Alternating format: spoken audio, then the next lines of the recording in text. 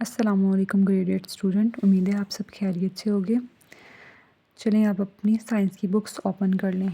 आज का हमारा टॉपिक है इकोलॉजिकल इंटरडिपेंडेंस। इकोलॉजिकल इंटरडिपेंडेंस में हमारी 3 तरह की टाइप्स हैं। एक है प्रीडेशन, नंबर 2 पे हमारे पास आ जाएगा कंपटीशन, नंबर 3 पे सिम्बायोसिस। प्रीडेशन में हमारे पास क्या होता है? प्रीडेशन का मतलब ये होता है consumer that actively hunt other organisms is called predator. The organism upon which the predator feed is called prey.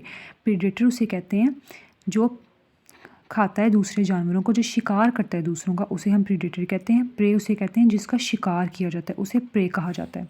ये रिलेशनशिप होता है प्रीडेटर और प्रे का। लेकिन ज़रूरी नहीं है कि प्रीडेटर हमेशा प्रीडेटर ही रहे, वो कभी किसी का प्रे भी बनता है। फॉर एग्ज़ाम्पल, अगर एक फ्रॉग है, ठीक है, वो एक इंसेक्ट को खा रहा है। अगर एक फ्रॉग एक इंसेक्ट को खा रहा है तो फ्रॉग को स्नेक खा रहा है, तो ये प्रीडेटर है, उसका प्रे इंसेक्ट है, लेकिन वो खुद भी किसी का प्रे है, वो स्नेक का प्रे है।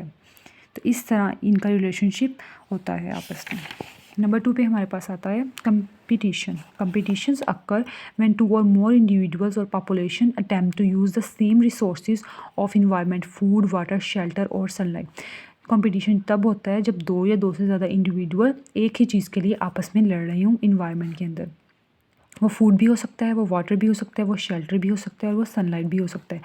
Competitions can occur among individual with in a population. वो पॉपुलेशन के अंदर रह के भी कंपटीशन हो सकता है आपस में।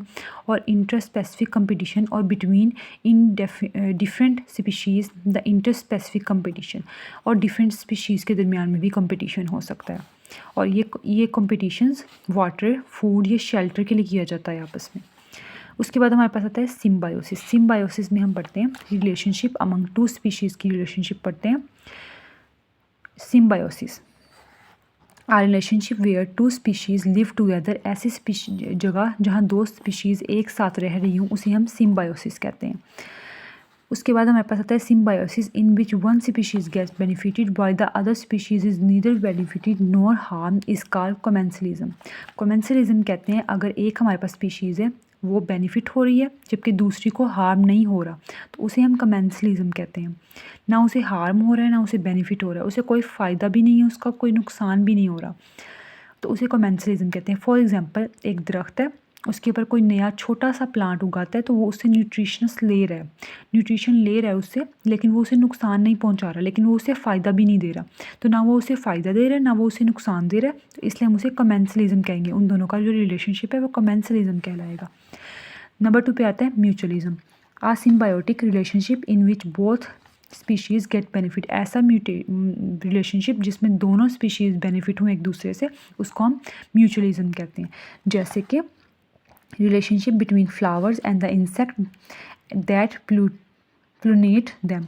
ऐसा रिलेशनशिप फ्लावर्स के दरमियान और इंसेक्ट के दरमियान। फ्लावर्स जो होते हैं वो क्या प्रोवाइड करते हैं? इंसेक्ट को नेक्टर प्रोवाइड करते हैं, जबकि इंसेक्ट जो हैं वो हेल्प करते हैं इन द क्रॉस पोलिनेशन में। फ्लावर्स की क्रॉस पोलिनेशन में वो हेल्प करते हैं उनकी। तो ये था इनका रिलेशनशिप। नेक्स्ट हमारा पॉइंट आता है इकोलॉजिकल इम्बैलेंस। इकोलॉजिकल इम्बैलेंस में हम क्या पढ़ते हैं? Introduction of a new species. जब किसी न्यू स्पीशीज़ का इंट्रोडक्शन हो जाता है नेचर के अंदर, तो उसकी वजह से हमारा इकोलॉजिकल बैलेंस जो होता है वो ख़राब हो जाता है। जाहिर सी बात है, एक नई चीज़ की एंट्री हुई है, ठीक है, उसकी वजह से नेचर ख़राब हो जाएगी। उसकी खुराक भी चाहिए, उसको रहने के लिए जगह भी चाहिए, तो उसकी वजह से हमारी जो पहली स्पीशीज़ हैं उन पर इफ़ेक्ट भी पड़ सकता है, और उसकी वजह से हमारा इकोलॉजिकल बैलेंस ख़राब हो जाएगा। नंबर 2 पे हमारा आता है ओवर हंटिंग। जब हम किसी स्पीशीज़ को सिर्फ अपनी खुशी के लिए या फिर सिर्फ शौक के लिए हंट करते हैं, तो उसकी वजह से उस स्पीशीज़ की कमी हो सकती है। तो इसलिए ओवर हंटिंग से भी हमारा इकोलॉजिकल बैलेंस ख़राब हो जाता है।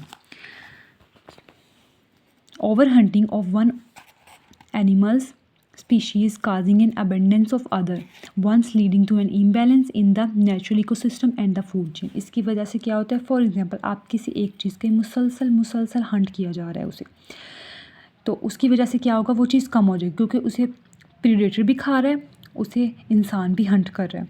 उसकी वजह से उस नेचर में वो चीज़ कम हो जाएगी, और जो उससे खुराक ले रहा है प्रीडेटर, उसकी भी कमी हो जाएगी भूख की वजह से। जाहिर सी बात है, उसे वो खुराक नहीं मिल रही, तो इस तरह हमारा फूड चेन भी ख़राब हो जाएगी, हमारा नेचुरल इकोसिस्टम भी ख़राब हो जाएगा।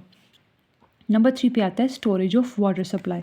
शॉर्टेज ऑफ वाटर सप्लाई में हमारे पास क्या होता है, ओवर पॉपुलेशन की वजह से और constant used for factory made products the use of water from water bodies have been increase हो रहा है। As a result loss of fresh water in water bodies, काफ़ी लॉस हो रहा है फ्रेश वाटर का, रिवर्स का, कैनाल्स का, लेक्स के अंदर। मोर डोमेस्टिक यूज़, हम बहुत ज़्यादा गंदा पानी जो है वो निकाल रहे हैं, और due to the over population की वजह से हमें पानी की बहुत ज़्यादा ज़रूरत है, लेकिन हम बहुत ज़्यादा वेस्ट भी कर रहे हैं पानी। आल्सो कंट्रीब्यूट द पोल्यूशन, जिस इन डोमेस्टिक जो हम गंदा पानी डाल रहे हैं बार बार, उसकी वजह से हमारे पोल्यूशन भी हो रही है, वाटर पोल्यूशन भी काज हो रही है। नंबर 4 पे आता है माइग्रेशन। किसी एक स्पीशीज़ का या ऑर्गेनिजम्स का एक जगह से किसी दूसरी जगह पे ट्रैवल करना फूड के लिए, शेल्टर के लिए, उसे हम कहते हैं माइग्रेशन करना। ज़्यादातर माइग्रेशन बर्ड्स के अंदर होती है, और बर्ड्स माइग्रेशन करते हैं फूड के लिए। इसी के साथ हमारा यह लेक्चर यहाँ एंड होता है। ये आप लोगों ने कमेंसलिज्म, म्यूचुअलिज्म, सिम्बायोसिस, इनमें डिफरेंस लिख के आना है, और ये मैं मंडे वाले दिन चेक करूँगी। इसी के साथ हमारा लेक्चर यहाँ ख़त्म होता है। खुदा हाफिज़, टेक केयर।